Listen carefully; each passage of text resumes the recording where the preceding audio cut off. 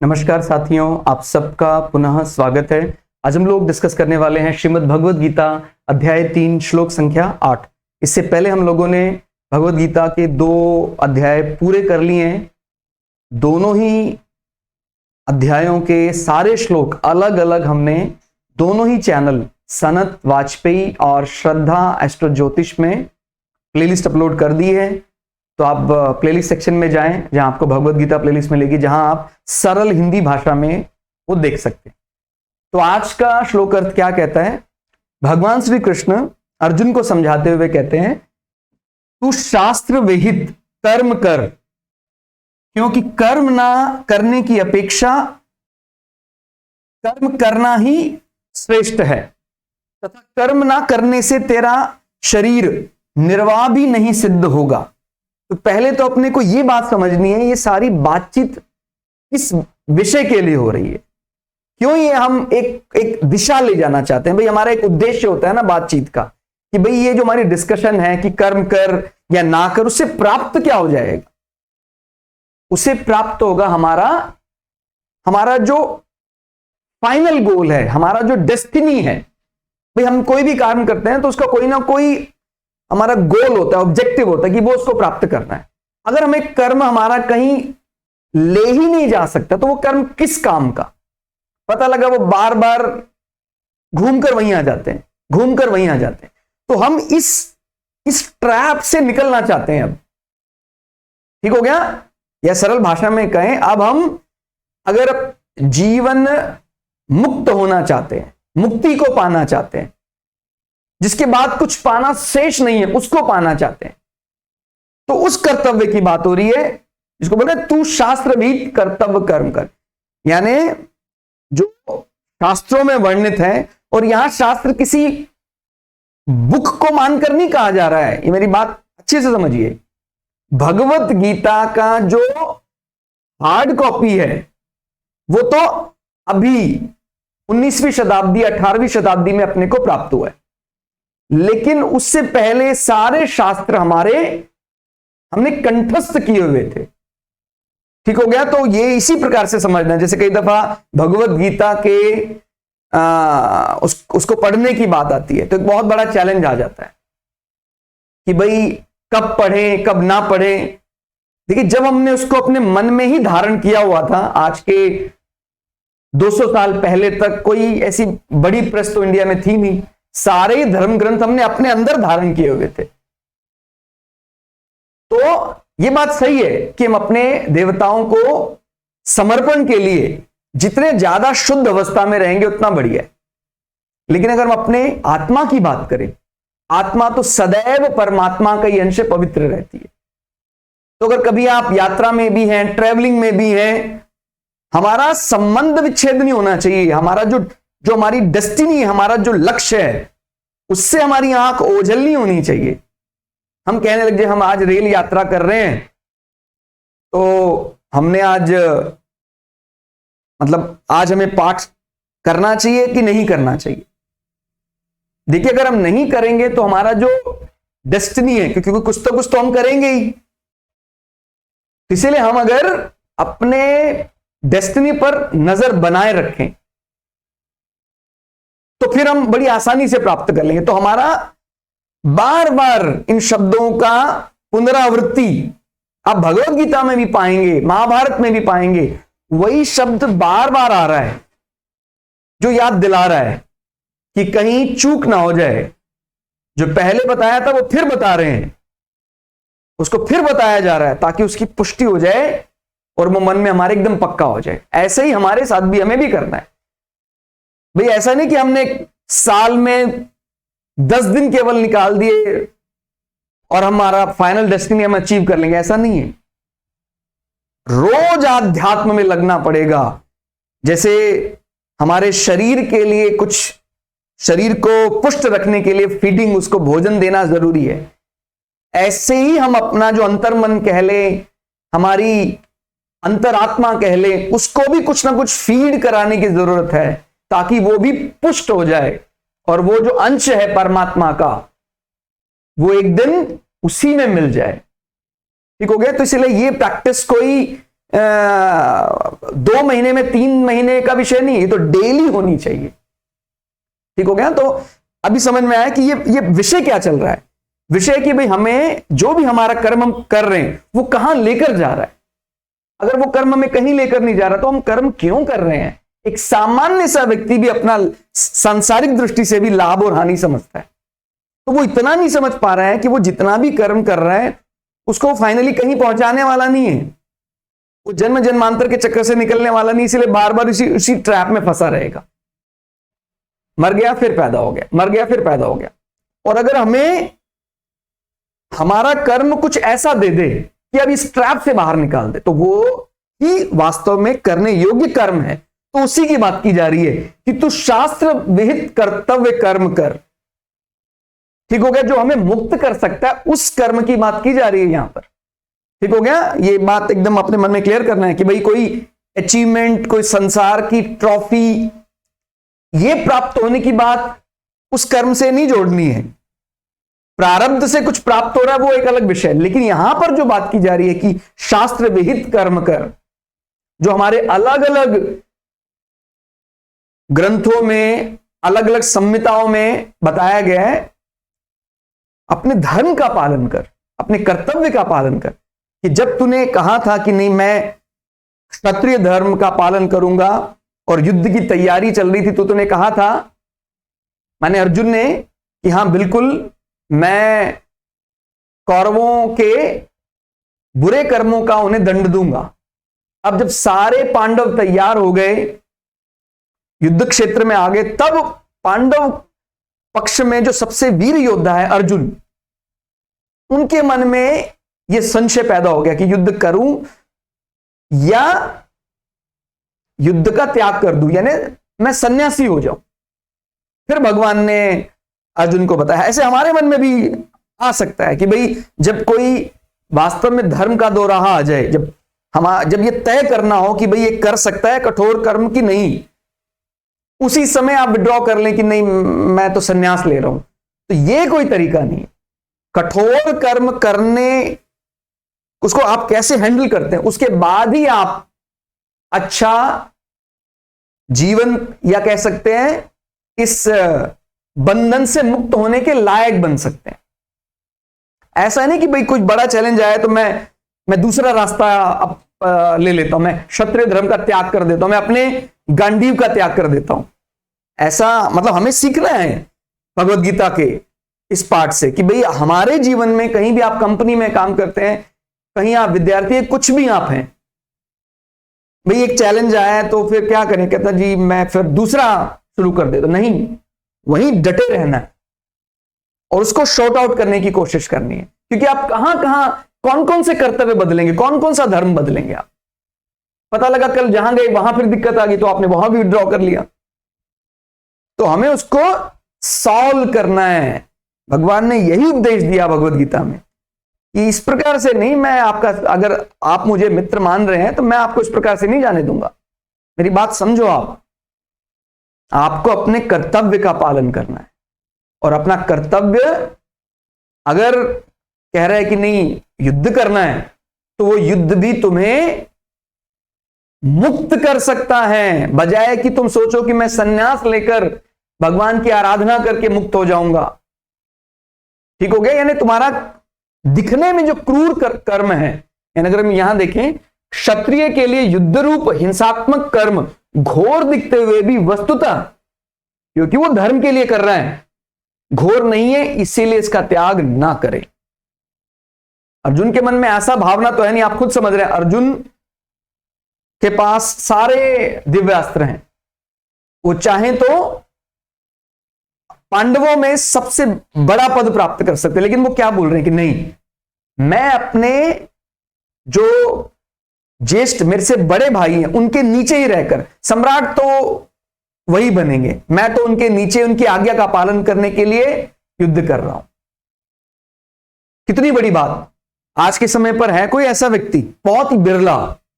सबको अपना अहम सबसे पहले प्रिय है, और अगर कोई अपने इतना बल होने के बाद भी अपने भाई की आज्ञा के नीचे है, उन्होंने जो कहा है अगर वो कह देते युधिष्ठिर कि नहीं, धर्म अनुसार युद्ध नहीं करना है, तो वो युद्ध ना करते।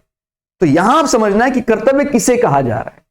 कहीं से कोई आज्ञा निकली है और हमें पता है कि उन्होंने कभी धर्म को नहीं छोड़ा है, तो जब हमारे सामने वो कर्तव्य आया है तो उस समय हम अब भाग नहीं सकते हैं।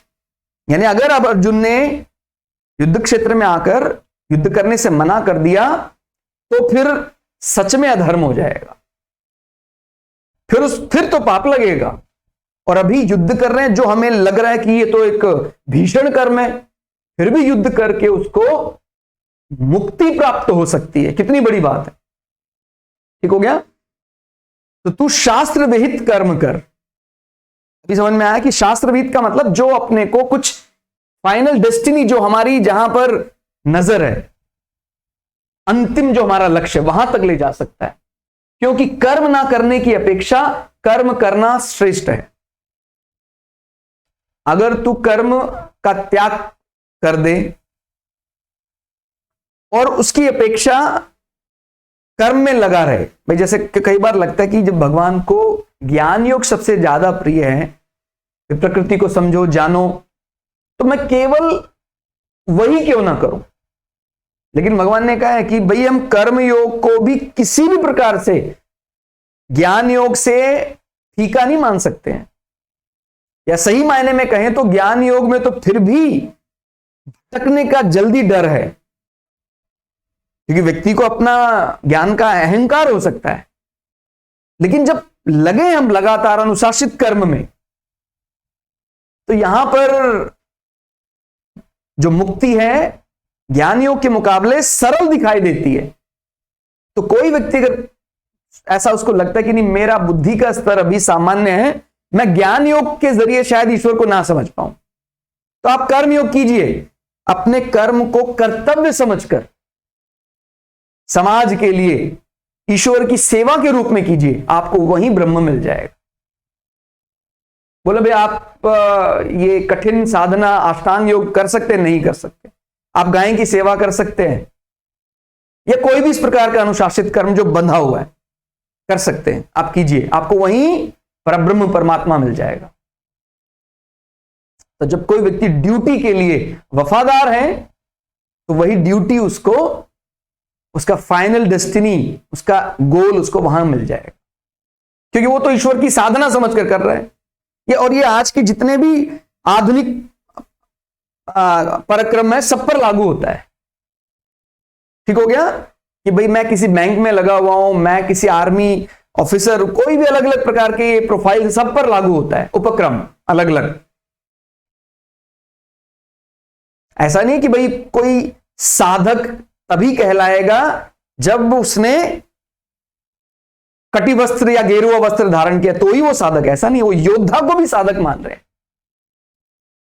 यानी आर्मी में जो काम करने वाला सैनिक है वो भी उस पद को प्राप्त कर सकता है जो ज्ञान योग में लगा हुआ कोई, जिसने संसार को छोड़ दिया है, संन्यास ले लिया है, संसार को जो ज्ञान योग की दृष्टि से देख सकता है, उसने जो परम पद प्राप्त किया है, वो पद एक सैनिक भी जो देश की सेवा में लगा हुआ है वो प्राप्त कर सकता है।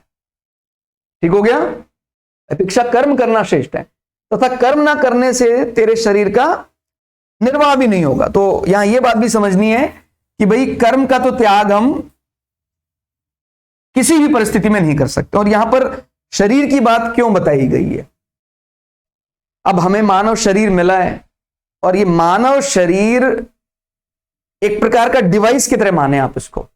जैसे हम यंत्र देखते हैं ना, किसी यंत्र के माध्यम से हम वहां पहुंच सकते थे, आपने उस यंत्र को ही खराब कर दिया, आपने उस यंत्र का ही जो बेसिक नीड्स थी वो ही पूरी नहीं की, तो फिर आप कभी नहीं पहुंच सकते। ध्यान रखना है, मुक्ति में आपका शरीरी और शरीर संबंध अलग हो जाएगा, माने शरीरी शरीर को अलग देखेगा। लेकिन इसका अर्थ यह नहीं कि भाई शरीर को आप खत्म कर दोगे तो आप जान जाओगे। यह विषय बहुत गंभीर है, इसको ध्यान देना है।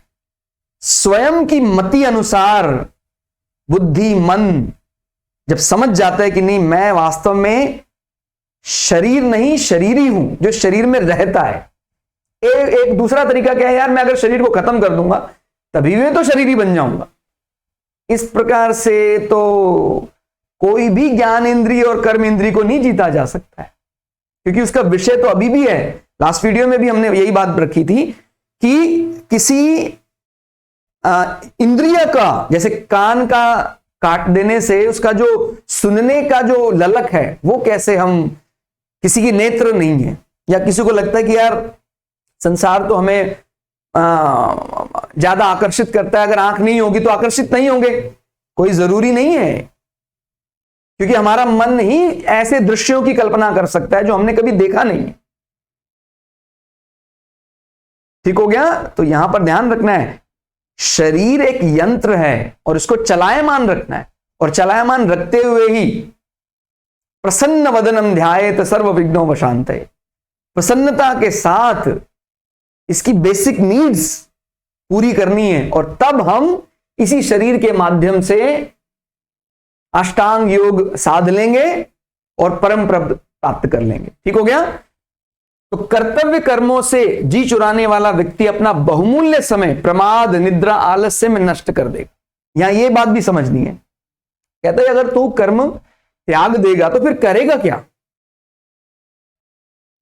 अब तुझे बताया था कि भाई ये कम करना है, मैं कहता मैं तो अपना अगर किसी को लगता है कि सन्यास इजी होने के लिए लिया जाता है तो ये बहुत आपका बहुत बड़ी गलत फहमी है। सन्यास वही ले जो कठिन कर्म करने के लिए तैयार हो गया है। ठीक हो गया? उसको अब सांसारिक विषय बिल्कुल उसको जरा भी उसको बेचैनी में नहीं डाल सकते हैं। ठीक हो गया? तो कर्तव्य कर्मों से जी चुराने वाला व्यक्ति बहुमूल्य समय प्रमाद निद्रा आलस्य, किसी को लगता है भी मैं जो मेरा कर्म है उसको त्याग कर वो चला जाता हूं ज्ञान योग में। मैंने बोला ना, ये विषय संसार के दिखावे के लिए नहीं करना। इससे पहले भगवान ने बताया था, उसको क्या बोलते हैं? मिथ्याचारी, जो अपनी इंद्रियों को जबरदस्ती कंट्रोल करने की बात करता है, मिथ्याचारी है वो। क्योंकि विषय तो उसकी तरफ आकर्षित होंगे ही, आपनी इंद्रियों को बांध लिया तो क्या हुआ? तो यहां पर भी मिथ्याचारी माना जा सकता है कि भाई मैंने तो संसार के जो दिखने वाले कर्म उनका त्याग कर दिया है, मैं तो ज्ञान योग में चला गया हूं, लेकिन उसका मन अभी भी वहीं विषयों में लालायित रहता है। तो उसको लगता है चलो निद्रा का समय मिल गया, लेकिन ये निद्रा आलस्य जितना बढ़ेगा उतना ही व्यक्ति गर्त में चला जाएगा। जिसने मेहनत से कमाया था, उसका जो उसने एक लेवल अचीव कर लिया था ज्ञान श्रेणी में, उस लेवल से भी नीचे जाना शुरू हो जाएगा। तो यहां ध्यान रखना है, जो भी साधक है, जो मुक्ति की साधना में लगा हुआ है, उसको अपने जीवन को बहुत ज्यादा सरल नहीं करना है। सरल मतलब ओपन माइंडेड होना ही एक अलग विषय है, लेकिन कोई लगता है कि जीवन में बिल्कुल कंफर्ट आ जाए तो फिर थोड़ा कठिन हो जाएगा। हमें तो उस ईश्वर की चाह में शरीर के दुख दर्द सारे भूल जाते हैं।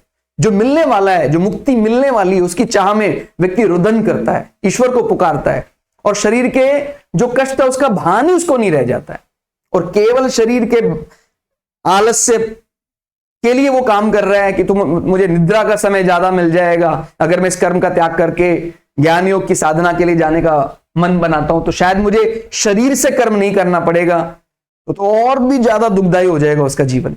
जो लेवल पहुंचा था वो उस लेवल के भी नीचे चला जाएगा। और यह बात भी समझनी, मुक्ति की उत्कंठा ये तो अच्छी चीज मानी जाती है, लेकिन शीघ्र मिलने की इच्छा ये दूसरी बात है। जब कोई व्यक्ति ज्ञान योग में प्रशस्त होता है तो उसको लगता है कि अब मुझे ईश्वर के नजदीक मैं जा रहा हूं, लेकिन उसकी क्या कहें, उसको बहुत जल्दी मिल जाए, ये वो जो भावना है, शीघ्र मिल जाए। शीघ्र मिलने की भावना नहीं है। साधक तो सही मामले में उसका आनंद ले रहा है, जो वो उसको साधना कर रहा है उसी का आनंद ले रहा है, और उसी आनंद में जब आत्मा विभोर हो जाएंगे तो वो प्राप्त हो जाएगा। और किसी को लगेगा यार ये कब प्राप्त होगा, जब प्राप्त होगा तो फिर रिलैक्स हो जाऊंगा। कई दफा हम सोचते हैं ना भाई बस ये अचीव कर लो फिर मैं रिलैक्स हो जाऊंगा, नहीं, उसको पाने की ललक ही मुझे रिलैक्स दे रही है।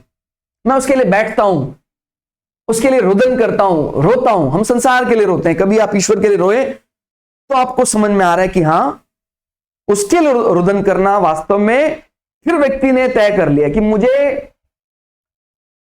प्राप्त होना होगा नहीं होना होगा वो तुझ पर है, लेकिन मैं अब शीघ्रता का मेरा विषय नहीं। हां मेरे मन में उत्कंठा जरूर है कि कैसा प्रकृति होगा, क्या परमात्मा स्वरूप होगा, क्या वो अनंत ज्ञान होगा, उत्कंठा है, लेकिन शीघ्र मिल जाए, जल्दी जल्दी मिल जाए।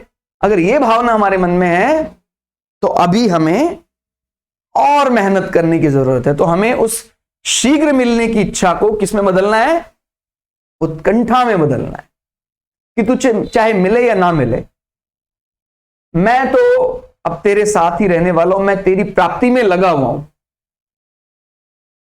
ठीक हो गया। तो ये सारी बातचीत, हमारा कोई भी कर्म धीरे धीरे हमें वहीं लेकर जा रहा है। कोई भी कर्म, किसी को लग रहा होगा कि भाई किस प्रकार की हम बात, किस प्रकार का संवाद करें, कोई भी कर्म कैसे, क्योंकि अगर आज मैंने कोई कर्म किया है, कल उस कर्म फल से जो भी मुझे मिलेगा फिर मैं दोबारा विचार करूंगा कि मैंने सही नहीं किया। तो जो मन में यह प्रश्न आया मैंने सही नहीं किया, तो वो सही कैसे हो रहा है, वो सही उसी से हो रहा है और कोई तरीका सही नहीं है। अगर मुझे कोई कर्म फल इस जन्म जन्मांतर के चक्कर से मुक्त कर सकता है, वही सही कर्म है। और अगर केवल आगे आगे आगे ट्रैप में फंसाए रखेगा, उसको हम किसी भी श्रेणी में संसार में चाहे रखते हो, संसारिक शब्दों में कि हां भाई ये तो उच्च कोटि का कर्म है, लेकिन ये वास्तव में जिसको हम सदकर्म कह रहे हैं, जो हमें जन्म जन्मांतर के बंधन से मुक्त कर सकता है, वो कर्म नहीं माना जाएगा। ठीक हो गया। तो आज के श्लोक में फिलहाल इतना ही। श्लोक अर्थ आपको कैसा लगा कमेंट करके जरूर बताइएगा। मिलते हैं अगली क्लास में, तब तक के लिए जय श्री भगु पराशरा, जय श्री शुक्राचार्य, नमस्कार।